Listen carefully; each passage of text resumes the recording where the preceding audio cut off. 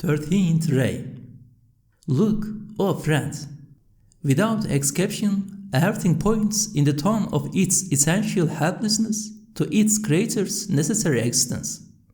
In the general order of creation, each element has a tone to express its functions and tasks. These tones, despite each element's helplessness, indicate their creator's oneness.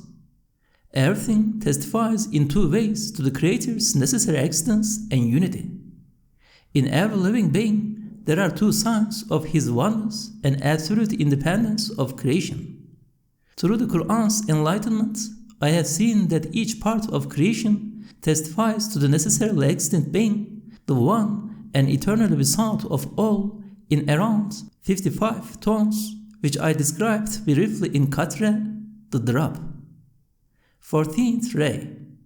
Know, O friend, that just as creatures testify to the all-glorious one's necessary existence and oneness, so do they testify to his attributes of majesty, beauty, and perfection, the perfection of his essence, and the fact that his being, essential qualities, attributes, names, and acts have no defect or deficiency.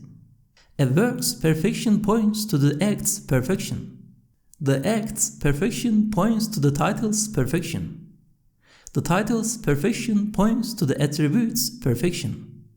The attribute's perfection points to the being's essential capacity or indispensable quality. The perfection of the essential or indispensable quality points to the perfection of the being who has them. A palace's perfect structure and decoration manifest the perfection of the engineer's work. The work's perfection shows the perfection of his title as an engineer. That is, you know him as a skillful, expert, and capable engineer. The title's perfection displays the perfection of the engineer's qualities, meaning that you know him by his knowledge, intelligence, capability, and efficiency. The perfection of the qualities displays these essential capacities, and that the engineer has fully realized his or her superior capacities and distinguished potential. The capacity's perfection reveals one's perfection as an engineer. Similarly, the perfection of the works we observe in the universe bears witness to the perfection of the activity behind them, which, in turn, bears witness to the perfection of the titles of the one doing the work. The title's perfection testifies to the qualities or attributes' perfection, for names or titles issue from attributes. The attributes' perfection reveals the perfection of the essential capacities, which are the attributes' sources. The essential capacities' perfection testifies to the all-glorious being's perfection. Actually, compared to his glorious perfection and majestic beauty, all perfection or beauty in the universe is only a dim or vague shadow. In conclusion, causes or causality only veil the operation of divine power. Belief in God's unity has two degrees: superficial belief and firm conviction. Life is an argument for God's unity. If the one God created everything, everything becomes easy. If nature or material causes created everything, everything becomes extremely difficult. Everything points to itself only as a ladder, while pointing to its maker in many respects and manifesting its maker's titles. Spring displays countless examples of the resurrection. The universal interconnectedness of everything for great purposes points to the one creator and director. The provider's love for and knowledge of everything is shown by how he takes care of them. Every species and element testify that it belongs to the one who owns everything. Attributing innumerable multiple things to many sources results in an equal number of difficulties. Creatures testify to the necessarily existent being's necessary existence via their existence. They bear witness to his permanence, eternity, and oneness via their disappearance, along with the causes of their existence and via their being followed by new ones. Everything points in the tone of its essential helplessness to its creator's necessary existence. The perfection of what we see in the universe testifies to the all-glorious being's perfection. The second treatise, Droplets from the Ocean of Knowledge of the Prophet. A note: many things make our Lord known to us. The three greatest and most universal are: 1. The universe, some signs of which concerning our Lord's existence and unity have been discussed already. 2. The seal of the prophets, upon whom be peace and blessings, our Lord's greatest sign and key to his hidden treasuries. 3. The Qur'an, which interprets the book of the universe and is God's argument against creatures. We should recognize the second sign, Prophet Muhammad, as an articulate, indisputable argument for our Lord, and then listen to what he says. From the ocean of knowledge of this sign, we shall mention a few droplets. First droplet. Know, O friend, that Prophet Muhammad, this indisputable, articulate argument for our Lord, has a universal personality. He can be described in the following terms. As his person is universal in nature, earth is his mosque, Mecca his place of worship, and Medina his pulpit. He leads all believers who stand behind him in rows and follow his words on the principles of happiness in both worlds. The chief of all prophets, he removes the lies and slurs leveled against them by their own people and affirms them and the essentials of their religions within Islam. The master of all saints, he guides and educates them via the light of his messengership. He is the pivot around which turns a circle formed of the prophets, the good, the truthful, and the righteous who recite God's names and agree on his message. Muhammad, upon whom be peace and blessings, is a luminous tree growing on the firm, healthy, and lively roots of the previous prophets and the heavenly principles they preached.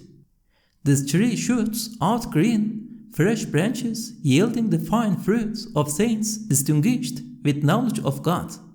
Whatever he claimed is confirmed by all prophets based on their miracles, and by all saints based on their good or marvelous works.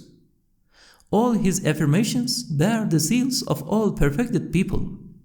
If one hears him declaring, "There is no deity but God," thereby affirming divine unity, one will hear the same declaration from the past and the future from the illustrious shining suns and stars of humanity reciting God's names in his circle. Despite their different approaches and temperaments, they agree with all of his affirmations, as if saying in unison, "You declare and speak the truth." How can one object to what has been affirmed by innumerable witnesses, whose miracles and marvelous good works display their pure characters and truthfulness? Second droplet. Know, O friend, that this illustrious person who affirms divine unity and guides humanity to it is confirmed by prophethood and sainthood. Billions of people have agreed upon this for 14 centuries. Earlier revealed scriptures, the Torah, the Gospels, the Psalms, etc., predicted his coming and confirmed his prophethood. He is confirmed by marvels that, prior to his prophethood, either he worked or that took place in connection with him. It is also reported through reliable channels that his coming was predicted. He is affirmed by the hundreds of miracles he worked, splitting the moon, abundant water flowing from his fingers, trees moving in answer to his call, the coming of rain upon his prayer, satisfying many hungry people with very little food through his blessing, understanding the languages of rocks, trees, lizards, gazelles, camels, and wolves, and so on. All of these were narrated by truthful traditionists and historians. He is also confirmed by the Islamic law, which enables people to find happiness in both worlds. You already have seen the rays from its sun diffusing happiness. If your eyes and heart are open, this will be enough for you. Third doublet. Know, O friend, that his very person or character proves his prophethood. Like the sun showing itself through its light, heat, and other manifestations, all of the praiseworthy virtues concentrated in his person, as well as the merits and excellences he displayed while fulfilling his mission, confirm his prophethood. Further proofs are his firm belief demonstrated by his austere life, great awe of God, righteousness, and matchless servitude to his Lord. The Prophet's complete submission to God, to which his life testifies, the perfection of his earnestness, firmness, and courage, and his utmost certainty in his movements shown by his full confidence in his cause all confirm him. Just as green leaves, bright blossoms, and fresh fruits bear witness to a tree's vigor, the Prophet's full adherence to his cause and following it in total certainty and strictness confirm him in his claim. Fourth doublet. Know, O friends, that time and space greatly influence human reasoning and thought. So let's free ourselves of these constraints and travel back in time to the Arabian Peninsula during the age of happiness. Putting on the clothes of that time, we will visit the axis of the sphere of divine messengership at work. Open your eyes and look carefully. What catches our eyes first is an extraordinary man excelling all others in good looks and good conduct. He has a revealed book and speaks in an extraordinarily concise and wise way while addressing creation, humanity, jinn, and all other creatures. What strange things he speaks about, a very important affair, a very awesome tiding.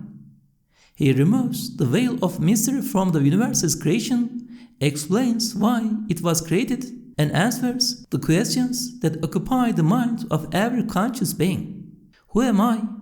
Where do I come from? What is my purpose or final destination? Fifth doublet. Look at this most illustrious being. See how he disseminates the truth with such light that our night is changed into daytime, our winter into spring. It is as if the universe changed form so that its vexed, distressful face became cheerful and smiling. If you do not look at the universe according to the light of the truth that he brought, it seems full of sorrow, its living creatures like strangers and mutual enemies, and its inanimate objects like frightening corpses. We see animals and human beings as orphans weeping at the pain of death and separation. The world's movements, changes, alterations, decorations, and adornments seem like meaningless playthings of chance. Our helplessness is a continuous source of trouble, and our poverty renders us powerless. Human reason or intellect continually upset us with sorrows of the past and anxieties of the future, causing us to be the lowest and most wretched of animals. Now, look at the universe with his light and observe it through the telescope of Islam. See how its appearance has changed. It is no longer a house of mourning, but a mosque in which all beings praise and thank the Creator and reflect on His works. Creatures that formerly seemed like strangers and mutual enemies have become friends, brothers, and sisters. Inanimate objects, seen as terrifying corpses, have become like amiable living beings fulfilling certain important functions. In the tone of those functions or tasks, they articulate their Creator's signs. Living beings who were like orphans weeping with pain and complaints now appear as reciting the Creator's names throughout their lives and thanking Him for discharging them from their duties. The universe's movements, changes, and alterations are no longer subject to chance, but messages from the Creator's rulership or mastership, pages on which He writes His signs of creation and rules of the universe, and mirrors in which His names are reflected. In sum, the universe is a book of divine wisdom. Now, look at the past, that great tomb of darkness. See how it has been illuminated with the suns of prophets and stars of saints. Look at the future, the darkest of nights. See how it has been illuminated with the Qur'an's light and appears as gardens of paradise.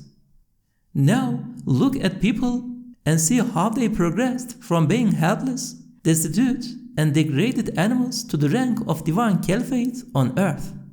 They have progressed through the force of their weakness, the power of their helplessness, the motive of their poverty, the incentive of their destitution, the strength of their servitude, the light of their heart, and the splendor of their intellect.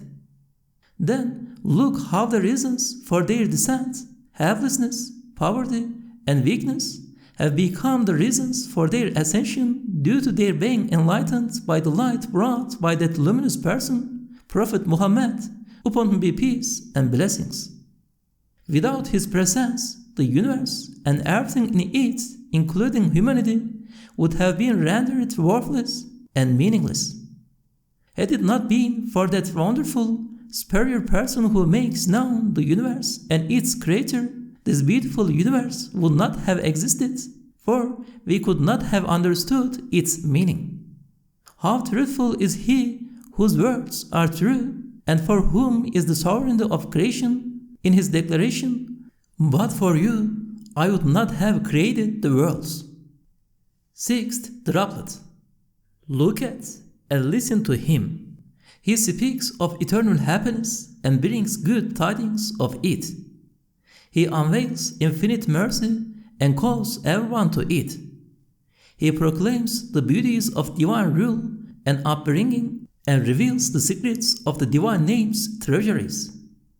Look at him from the viewpoint of his mission. He is the proof and lamp of the truth, the sun of guidance, and the means of happiness.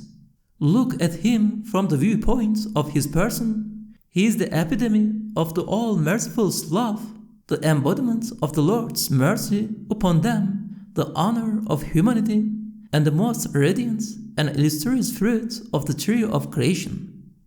Now look at him and see how the light of Islam has reached the east and the west with the speed of lightning, how 1/4 of humanity has accepted the gift of his guidance wholeheartedly.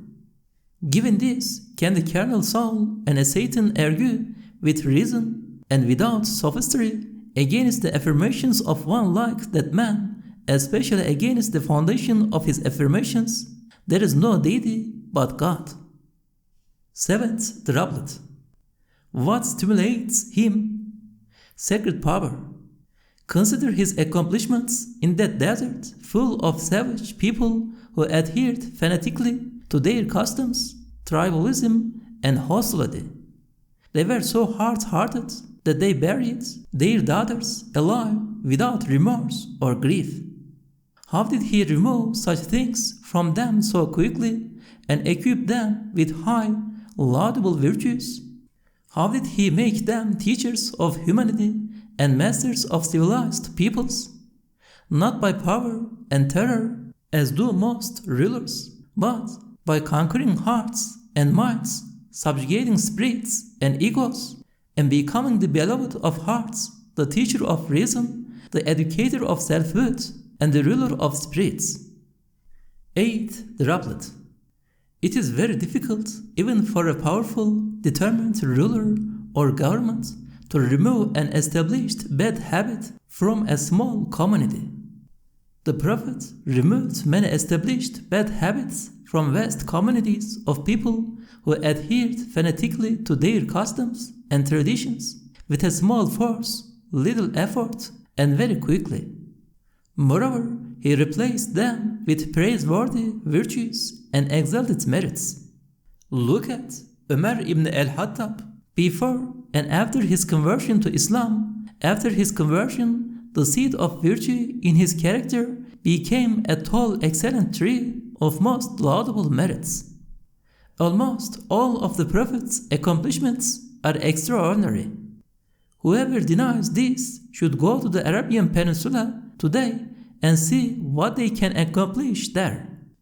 Let them take 100 philosophers and see if they can accomplish in 100 years even 100th of what the Prophet accomplished in a year. Ninth droplet. A basic understanding of human nature shows that people cannot lie easily about something that will embarrass them if they are caught. Even if it concerns an insignificant matter and is told to a small group, it is still hard. If they can lie comfortably without blushing or shame, they are compulsive liars, a trait that will be publicized by their enemies. Given this, how can someone, especially one famed for his trustworthiness and truthfulness, and who carries the greatest responsibility, lie about the most important and greatest mission before humanity until the last day? How could he lie before people who hate him and are just waiting to expose him? When the Prophet, upon him be peace and blessings, speaks, he has no fear of his opponents and neither hesitates nor is anxious.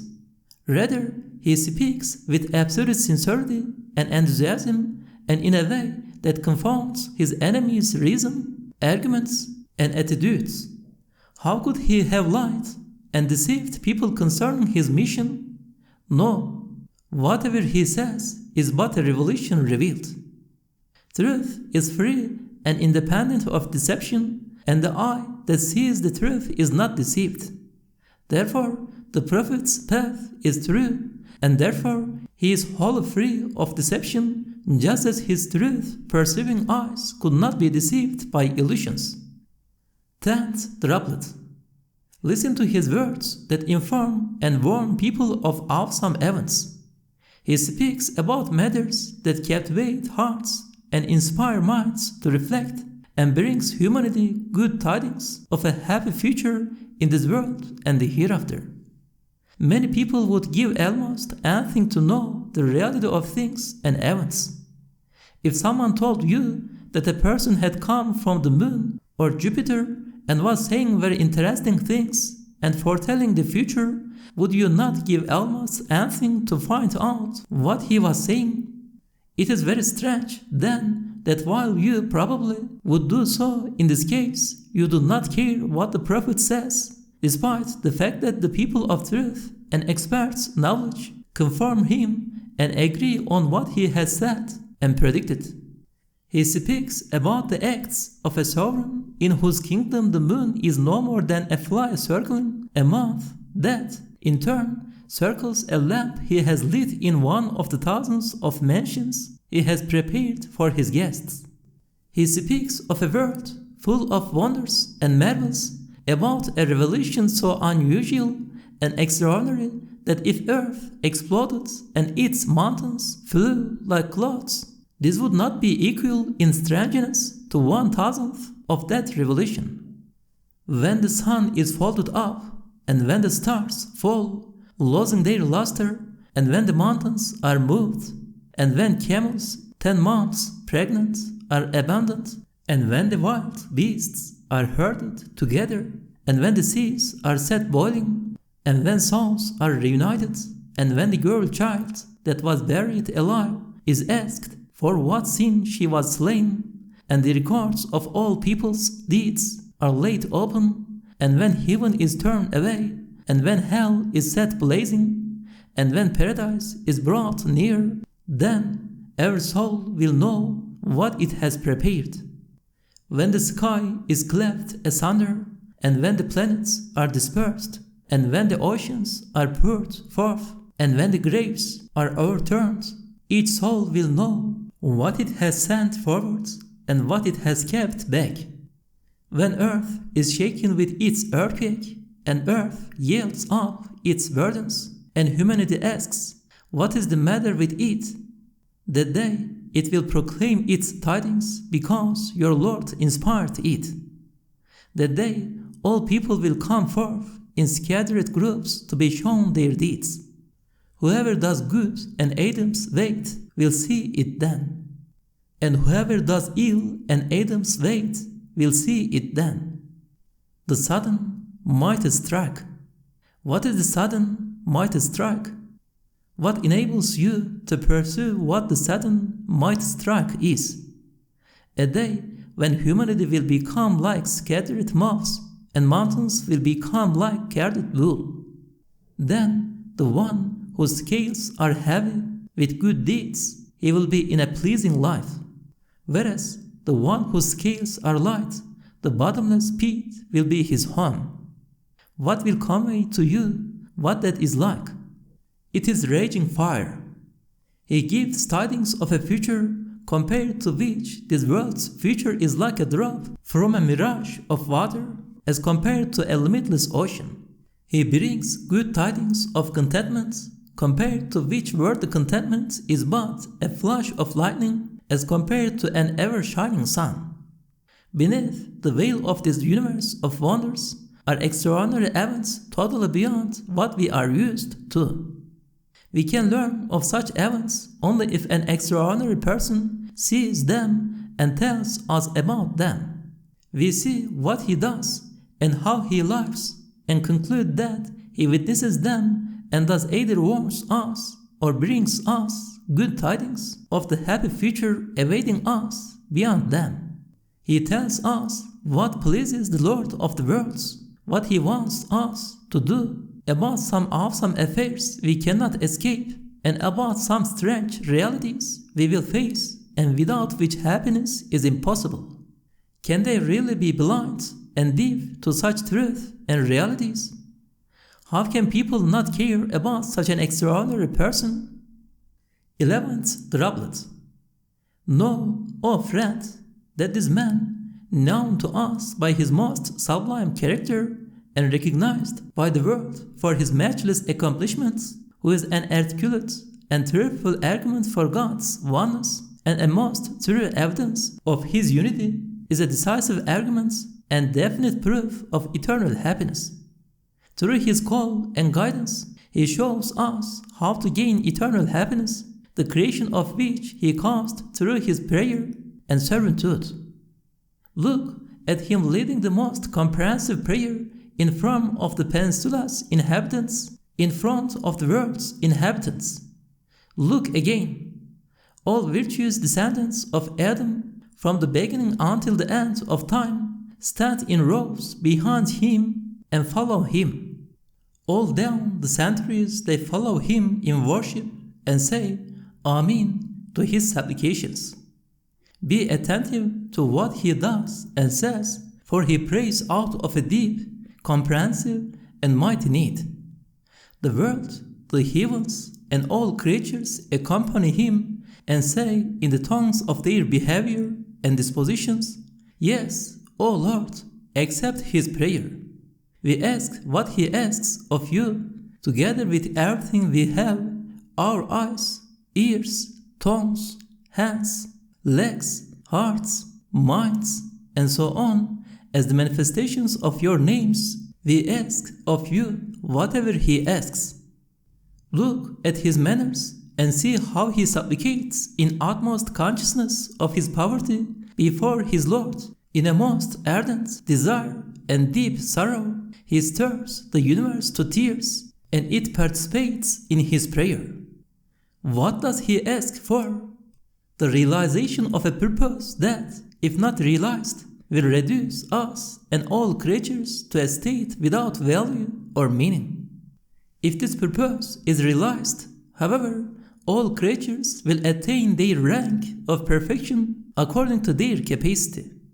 See how he supplicates with such a deep yearning for help and such a moving request for mercy that the divine throne of universal rule and the heavens are moved to pity and love and say, Amen, O God, Amen.